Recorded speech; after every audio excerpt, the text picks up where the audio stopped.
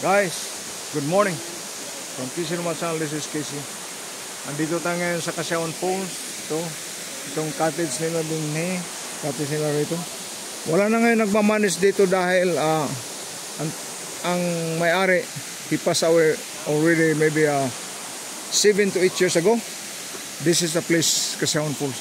When I was only 13, 14, 15, we always came over here.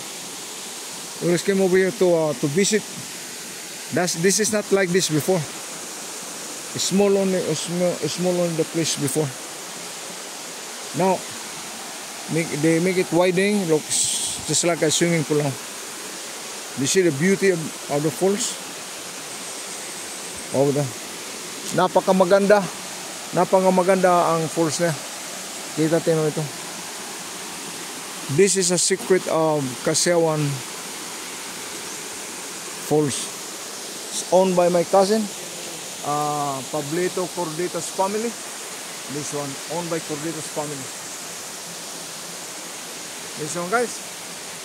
Maraming salamat sa pagsusubaybay nyo sa akin, sa mga pag-vlog ko. Kishin Channel. Maraming salamat.